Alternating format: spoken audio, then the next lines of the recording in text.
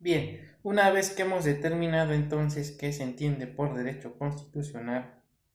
cuál es su ubicación dentro del derecho, cuál es su objeto de estudio y cuáles son sus fuentes, el siguiente tema que vamos a analizar es el relativo a las relaciones del derecho constitucional con otras disciplinas. Y partimos desde luego por su relación con la ciencia política. Al momento de conceptualizar al derecho constitucional, vimos una vertiente que parte de la ciencia política, ya que, como lo habíamos comentado,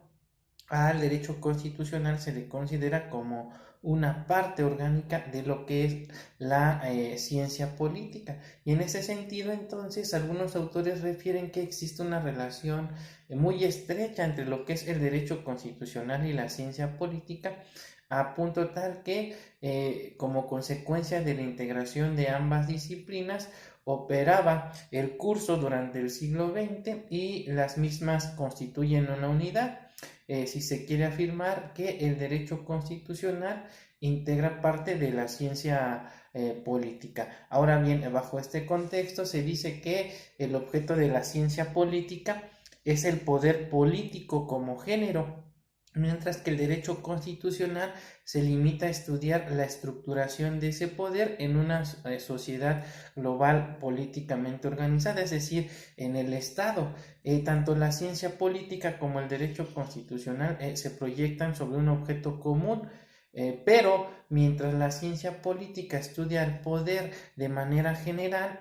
para el derecho constitucional, pues su objeto de alguna se individualiza o está constituido por el estudio de la sociedad global, es decir, el Estado. La política como ciencia tiene por objeto el estudio de los fenómenos del poder en su amplia gama de manifestaciones. Sin embargo, el derecho constitucional, como una rama de la ciencia política, pues se encarga del estudio de lo relativo a las normas jurídicas fundamentales y por ende de la organización de la sociedad global, es decir, la estructura interna de un Estado. En concordancia con lo anterior, algunos autores refieren que el derecho constitucional sin la ciencia política es una fantasía, mientras que la ciencia política sin el derecho constitucional es un fantasma. Ahora bien, el derecho constitucional desde luego tiene una íntima relación con otras normas jurídicas, eh, ya que dentro del derecho constitucional se encuentran los principios básicos que van a regir a la legislación civil, mercantil, familiar, penal, administrativa, laboral, procesal, etcétera. Sin embargo, hay dos disciplinas jurídicas con las que guarda una vinculación estrecha. Y en primera instancia vamos a nombrar a lo que sería el derecho administrativo. El derecho administrativo tiende a ordenar burocrática y jerárquicamente al Estado. Recordemos que el derecho administrativo es la rama del derecho público que se encarga de todo lo relativo a la administración pública, es decir, lo relativo a la prestación de servicios públicos, la relación del Estado a través de sus órganos de gobierno con los gobernados, es decir, todo lo relativo a la administración del gobierno. Bajo este contexto se dice que el derecho constitucional es la parte que establece los límites a través del otorgamiento de derechos o garantías a los gobernados para que estos los hagan oponibles frente a los órganos estatales. Luego entonces se dice que el derecho administrativo regula entonces la administración del gobierno, y el derecho constitucional lo que va a establecer son los derechos de los que van a gozar los gobernados. Ahora bien, otra disciplina jurídica con la que el derecho constitucional guarda íntima relación, por supuesto, es el derecho internacional. En los estados democráticos de derecho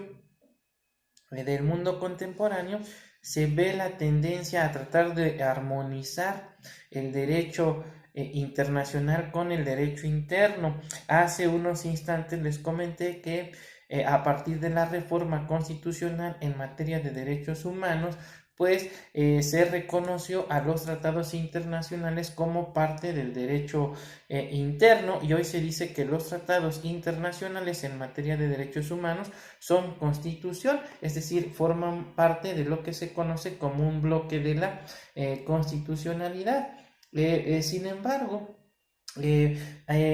hay que ver diversas matices o vertientes. En concordancia con lo anterior, se dice que en el sistema constitucional mexicano, las normas de derecho internacional contenidas en los tratados internacionales y que estén de acuerdo con la misma y que sean celebrados por el presidente de la República con aprobación del Senado, pues serán parte integrante del derecho interno y por ende serán la ley suprema de la Unión. Esto desde luego con fundamento en lo dispuesto en el artículo 76, fracción primera, 89, fracción décima y 133 de la Constitución Política de los Estados Unidos Mexicanos, y situación que se corrobora a su vez con lo dispuesto en el artículo primero de la Constitución Federal, el cual expresamente establece que en los Estados Unidos Mexicanos todas las personas gozarán de los derechos humanos reconocidos en la Constitución Política, así como en los tratados internacionales de los que el Estado mexicano sea parte. Asimismo, el precepto constitucional en comenta en su párrafo segundo nos refiere que las normas relativas a los derechos humanos se interpretarán de conformidad con la Constitución Federal y los tratados internacionales, favoreciendo en todo tiempo a las personas, es decir, se consagra el famoso principio pro persona. Ahora bien, es importante aclarar que cuando en el ejercicio jurisdiccional alguna autoridad se percate de la posible contradicción entre lo que es una norma de derecho interno y un tratado internacional, pues no tendrá la libertad de elegir cuál de las dos normas debe prevalecer. Necesariamente deberá acudir a la norma que otorgue la protección más amplia. Es decir, si por ejemplo en el derecho interno se establece que la jornada máxima de trabajo es de 8 horas y en un tratado internacional se refiere que la jornada máxima va a ser de 6 horas, pues desde luego la norma que otorga la protección más amplia pues sería el tratado internacional, y por ende entonces el tratado internacional estará por encima del derecho interno, aún por encima de nuestra propia constitución. Más sin embargo, el propio artículo primero constitucional establece una excepción, ya que establece que la propia constitución va a determinar en qué casos se van a establecer restricciones a los derechos humanos. Luego entonces en ese sentido me gustaría darle lectura a lo que establece en forma expresa el artículo primero constitucional para comprender mayormente esta situación. Dice: en los Estados Unidos mexicanos, todas las personas gozarán de los derechos humanos reconocidos en esta Constitución y en los tratados internacionales de los que el Estado mexicano sea parte, así como de las garantías para su protección, cuyo ejercicio no podrá restringirse ni suspenderse, salvo en los casos y bajo las condiciones que esta misma establece. ¿Esto qué quiere decir? Que si dentro de nuestro sistema normativo mexicano y concretamente en la Constitución se establecen restricciones a un derecho determinado y en el tratado internacional de alguna manera se protegen esos derechos, aquí no va a prevalecer el principio pro persona, es decir, no se va a aplicar la norma que otorgue la protección más amplia, ¿no? Aquí estamos hablando de un derecho de excepción, donde si la propia Constitución está estableciendo excepciones, entonces no se aplicará el derecho internacional, sino el derecho interno. Un ejemplo de ello es la excepción que establece el artículo 123, apartado B, su fracción 13, donde se dice expresamente que Los policías, los miembros de